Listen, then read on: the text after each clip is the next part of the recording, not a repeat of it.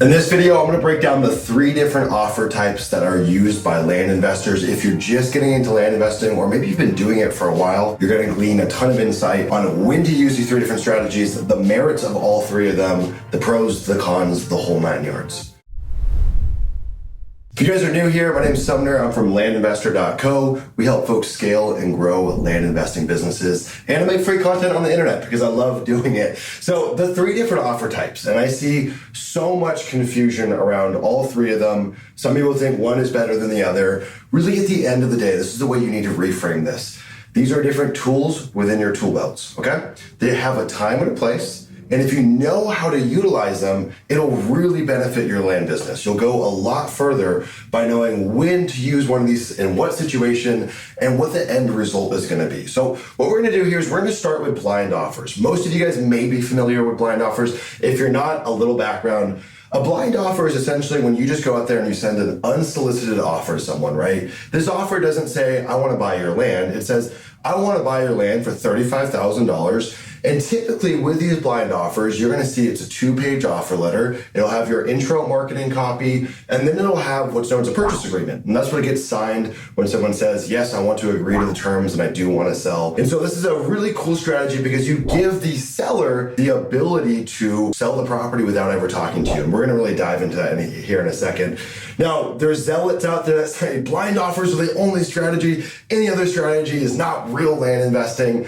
I think that's false. So when we look at blind offers, really all the work happens on the front end, okay?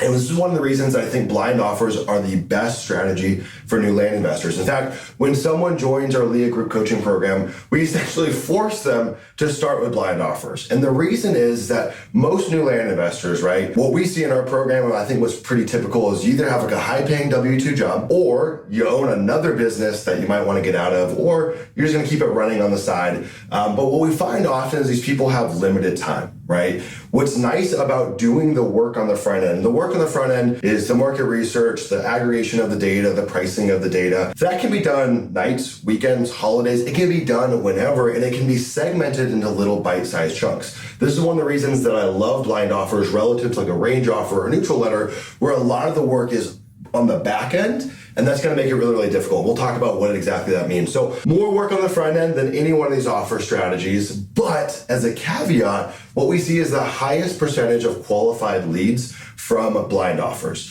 So what you're going to see with blind offers is you're going to get the lowest quantity of leads relative to these other strategies, but majority of them, or a really high percentage of them, in some cases, on some campaigns, it will be a majority. Sometimes it's less than a majority.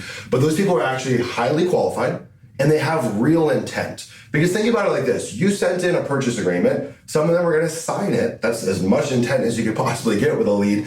Or some of them are going to call you back. And the folks that are calling you back, 9 times out of 10, they are in agreement with the price you've listed. Otherwise, they wouldn't call you. Just for an example, if we send out 10,000 blind offers, we might get about 50 leads from those blind offers. Think about it. Out of 9,950 people said, I'm not interested, but 50 did. And those 50 are highly qualified with a ton of intent. Now, for newer land investors, this is paramount because you've got limited time, right? And second off, you do not have operational excellency. Your acquisition process probably doesn't exist. You don't know how to handle leads. And so the blind offers, we'll kind of go down to this point. You think about your blind offers as a national sales team going out there and pre-qualifying leads on your behalf, right? These are your little soldiers going out there doing a lot of the heavy lifting for you. And that means once a lead comes inbound, there's very little you can do to mess up that process, right? Which for newer land investors is paramount. We're not only looking at just saving time or having less reactive work, because this work on the front end, this is proactive. You get to choose when you do it. But if you look at one of these strategies, it's all reactive work because you don't know when the lead's going to call in. You don't know how to qualify that lead. And so you have to expect that you have to have a really strong acquisition process and a pretty comprehensive kind of infrastructure in your business to handle these other 2 offer types, which most of these folks don't, right? Like if you're a newer land investor, or even if you've been at this 6, 12, 24 months, the likelihood that you have a great process built out is very, very low. And so blind offers, highest percentage of qualified leads. And on the backside, I think it's the best experience for sellers. Think about it like this. Most sellers, most humans, They don't want to haggle. They don't want to negotiate. They have this illiquid asset, which is a piece of land that's really hard to price. They typically don't know what the thing's actually worth. And so you're coming along and you're saying, I've quantified the price. This is what I can offer you. No need to haggle, no need to negotiate. Just sign the purchase agreement and we're off to the races. Out of a really difficult transaction like pricing vacant land, you've taken a lot of the guesswork out for the sellers. Sometimes they like the fact that you've told them the price that you're willing to offer, and you've removed the friction from the experience. All they have to do to get started is sign the purchase agreement. In a lot of cases, they don't even need to pick up the phone. They can just mail that back in, and you're gonna go open up escrow. And so I think when we put ourselves in the position of sellers, blind offers, in my opinion, offer the best customer experience. Now, you'll hear a lot of land investors say, this is just a sales and marketing business. It's like as if customers don't matter. Look, on the acquisition side, we've got customers. On the disposition side, we've got customers. And it's really important that we focus on customer experience. We've got another video coming out on that. Subscribe if you guys want to see that. But I think it's the best experience for sellers. Now, here's the rub with blind offers, right? As a guy that was all blind offers when I first started for years, and went from $2,000, $5,000, $10,000 a month, and then started to creep past 15 and creep past 20 and 25. I realized, boy, oh boy, past 15,000 mailers a month. So a really tough strategy to scale. Now in our business, we've got a data analyst, right? And they do the pricing for us. And so we could theoretically do as many blind offers as they could possibly handle, which is a lot more than 15,000 a month. But if you're a solo operator, a new land investor, you're wearing all the hats in your business, right? And what I found is it's really freaking difficult if you're doing the pricing to scale this past 15,000 letters a month. Because the way we do our blind offers, the way we teach it inside the LEA program, and really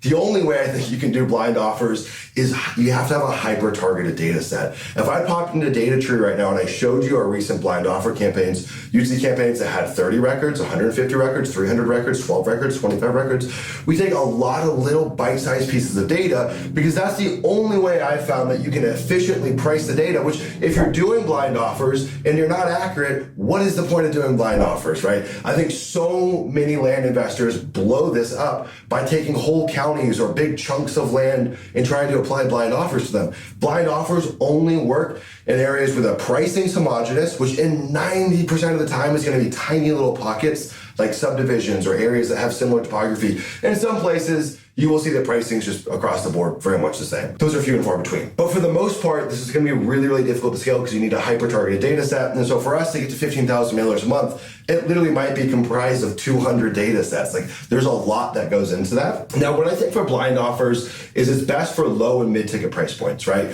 Really what we teach inside the LEA program is kind of a mid-ticket land investing strategy. Between 15K, 150K acquisition price, that's our sweet spot. I think in that area, you have the highest number of buyers. Most of those people have liquidity. They don't need owner financing. The deals are big enough to bring on outside capital, and the deals are actually meaningful, right? Like a lot of people in our program, they might do 3 or 5 deals a month, but make 50K plus a month net. That's a really low friction business because you're doing low volume. And so I think it works best for low and mid-ticket price point. So why on the low? Well, on the low, why would we want to send a neutral letter or a range offer if we have to negotiate and go back and forth with a seller for a property that's going to net us $1,000? Seems like a gargantuan waste of time. Mid-ticket, it just works really well for the mid-ticket. The reason we excluded high-ticket here, though, is imagine you own a $5 million ranch in Oklahoma and you get a blind offer for it. Does that build trust? No, that seems freaking weird, right? If you look at most other real estate verticals, if you will, if I wanted to go buy an apartment complex, I'm not sending someone a blind offer, right? I'm going to send them what's called a letter of intent. It's a little more open-ended. Hi, sir, or ma'am, I think I want to buy your property. Let's talk. And so I don't think this is a good strategy for ultra high ticket properties. Now, mid-ticket's going to run you up 6 figures plus, right? So you could scale this up to a couple $100,000 for the price point. But if you're doing $500,000, million, and anything beyond that, I would avoid blind offers. But for most of y'all, low and mid tickets where you're going to play it. If we look at our land investing business, like the vast majority of our deals that really bring in the profit to our business are mid-ticket. And that's what we teach in our programs because mid-ticket works, right? It's a really powerful strategy. You can go net 15, 20K on a deal. You're not going to get a lot of outlier life-changing deals, But if you do 50 of those, 100 of those, 150 of those a year, that gives you a really good launch pad to then scale up to go do bigger properties, in my opinion. So best for solo operators, right? You're a one-man band. That's how most land investors start, or maybe you even have a partner. You don't have a business at that point, right? You're wearing all the hats. This is going to work really well for you because, again, it's going to go do a lot of the pre-qualifying. The leads that come in are going to have real intent, and you can do this at odd hours. You could do this at 12 o'clock on a Sunday and start working through this, where that's not so much the case for taking calls from sellers. We already touched on blind offers as your kind of sales team pre-qualifying leads for you. If you're a land investor who's looking to start, grow, and scale a land investing business, I want to talk to you. At the link down below, you can click to book a call with my team and I. We're going to go through a strategy roadmap with you to build out your land investing business. Whether you're just getting started or you've been in the game and you're looking to get to the next level, come and talk to us. I want to speak with you. I'll see you on the call. Let's talk about range offers, all right? When we look at my business last year, it was probably about 70 to 80% range offers, and the remaining was blind offers. I don't think we did any neutral letters last year. This year, we'll probably flip-flop. Now that we have a data analyst on our team, I think we'll be a little more blind offer centric, and we'll use range offers in special situations, which I'll touch on here.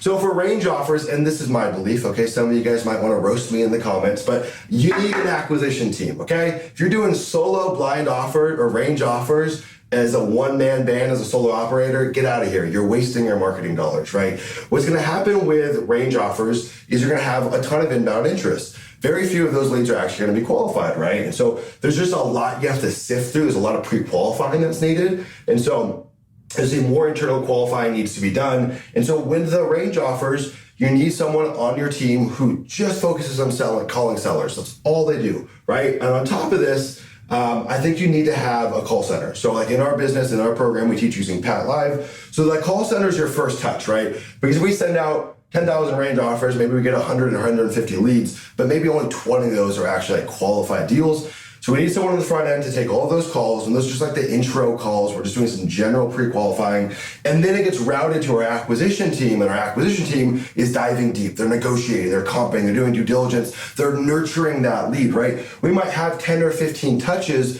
before we get a deal done, and that's especially true with range offers and neutral letters. There's more nurturing that needs to be done. There's also more back and forth that needs to be done. And so if you're the guy or gal doing this, unlikely that you're going to have phenomenal results. And so I would advise stay here until you have the internal infrastructure. One thing that you're going to hear me say a lot is range offers and neutral letters. You need operational excellency. You need a freaking business. Here, you could run this without a business. And this is where most land investors live. They think they own a business. They don't. You're just a solo operator. You got a high-paying land job, okay? This is where you need a business. This is where you need a team. This is where you need an infrastructure. You need processes for this, okay? Works best for mid and high ticket price points. Again, going back to the example, why would I negotiate and go back and forth on a property that's gonna net me $1,000 or $2,000, right? Better off that we just send them blind offers. The people that raise their hand and wanna sell, great, really easy. We'll probably talk to them once on the phone. But for these folks, if I'm gonna have to go through the rigmarole of talking to all these people and kissing a bunch of frogs and nurturing these leads, there better be a good deal on the back end, right? You just think about input versus output. So if I'm gonna go input my team's time, let's say they invest 5 hours to get a deal done, and that's gonna net us $2,000, not a great deal. But look, we're gonna invest 5 hours to get a deal done, but it's gonna net us $50,000. The math starts to make a lot more sense. We want to see asymmetric kind of edges in our business where we can input a little bit and output a lot, right? You always want to be thinking from that lens.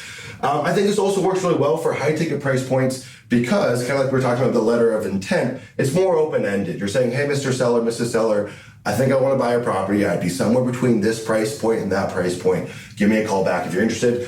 Now, you might be saying, Sumner, why would you even use range offers versus a neutral letter? Because in a range offer, like a neutral letter, there's no purchase agreement, right? We haven't settled on price yet. Well, what I like about range offers, and I think it's one of my favorite strategies that I think is ultimately underutilized by a lot of land investors, is that it's still doing some pre-qualifying for you, right? Because you're setting the frame, you're giving them some kind of expectation on what you can pay for that deal. Now, one of the weird caveats is you still will get a lot of people that call you back that just because it's open-ended, they don't care about the price you listed, but because it's open-ended, you've set the expectation that you're negotiable. And so they'll call you back and say, like, your price stunk, but I want you to pay me 3 times that much, right? And so that is one of the tricky things with range offers and neutral letters is you're setting the frame saying, I'm someone that you can negotiate with. You don't get that as much with blind offers, which is one of the things I really like.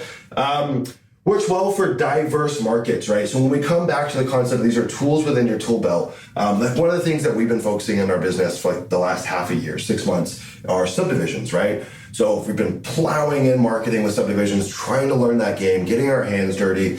And one of the things that I've seen is that these markets can really range a lot, right? And so, pun intended, if they range a lot in terms of price point, you should probably be using a range offer, because I can take a big swath, big data set, and be like, I'll pay you between $2,000 an acre and $4,000 an acre. That gives me a lot more of a margin for error with my pricing. So this works well for markets that have all sorts of weird pricing. Now with weird pricing, that can come down to a lot of different things. It's typically going to come down to what we see as like topography. So one part of the county has a big mountain range, the other part is like a flat valley desert area. Okay, prices are naturally going to be different there, or proximity to towns or attractions that can really range the price. So it's one of the reasons that we like using range offers. So what I see is a lot of land investors, they get held hostage with the blind offers. And if a market doesn't fit into the blind offer blueprint, they just won't mail it, which you could be missing out on great deals. I think the other thing that we have to think about, and this is again, we got to think about inputs versus outputs and having an asymmetric edge. When I look at I was talking to one of our members about this on Wednesday.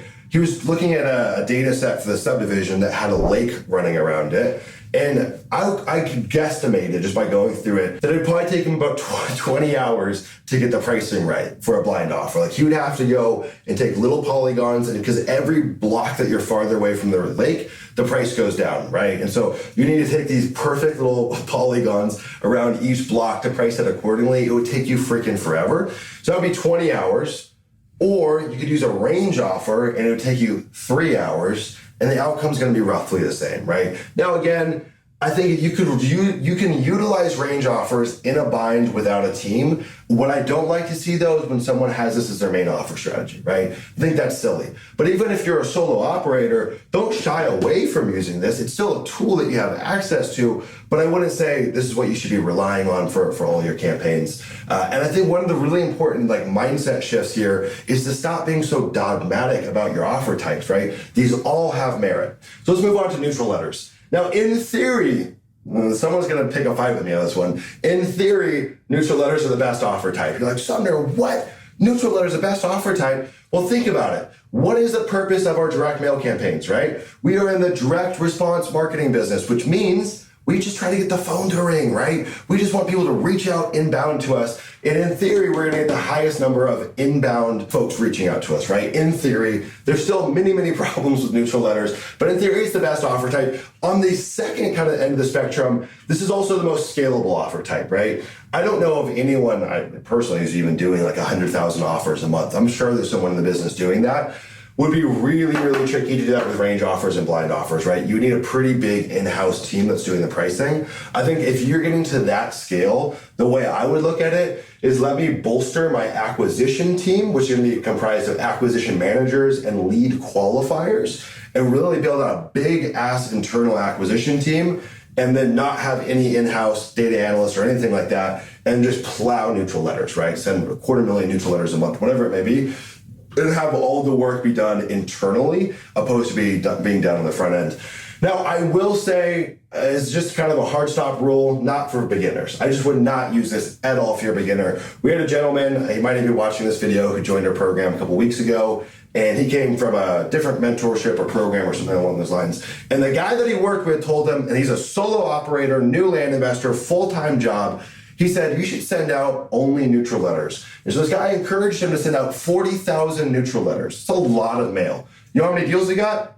0. He got 0 deals from 40,000 mailers. Why? Because A, he's a new land investor, skill sets are not that robust yet, and B, he's got no internal system to handle that many leads. It literally broke his business, and he couldn't even go and review or comp or qualify these leads because it was like drinking from a fire hose. So much was coming at him, and so he ended up getting goose egg. He would have gotten better results had he sent 4,000 blind offers. I could guarantee you that he would have gotten a deal with 4,000 blind offers. And so the trouble with newer land investors using neutral letters is, A, your skill sets just aren't there. You have no internal team, no infrastructure. And to be honest, it's like you haven't gone full cycle on enough deals to have real reps under your belt. And so there's too much risk for you to botch the process. Where here, we can get a lot closer to guaranteeing your results, right? Because I have one, I have a lot of data on blind offers, but I know if you can do the front end work correctly, which most people can, it's a skill that's learnable. The back end stuff really takes care of itself, right? So not for beginners. If you're working in a market, we're like, golly, I don't know what kind of offer. I don't know if I can blind offer this market. Go range offer, but just exclude this. Again, here, like 90% of new land investors stay away. There's just no good reason. I think that maybe there's always exceptions to any rule. There's probably some use case out there where a new person could use this. So to be safe, I said 90% of new land investors don't use it. I would stay away. And really, when we look at these two offer strategies, range offers, neutral letters, I said it requires operational excellency. Nowhere else is that more true than with neutral letters, right? You've got to have I almost swore, but you got to have your stuff down tight in your business, tight. And if you don't, you're wasting money. 40,000 neutral letters, not a single deal. Could you imagine that? So I hope you guys got some value out of this. If you're new, start with blind offers, have range offers as a tool in your tool belt. Build up past 15K a month, build your acquisition team, get a call center, scale to range offers, pivot to neutral letters. If you get to that point, I'm not even at that point. We got like 11 people on my team. I'm still nowhere near that point. Hope you guys found value in this video. If you did, subscribe, give it a thumbs up or a thumbs down if you hated it. And join our free Discord down below. If you want to start land investing, get in our community. It's free and it's awesome.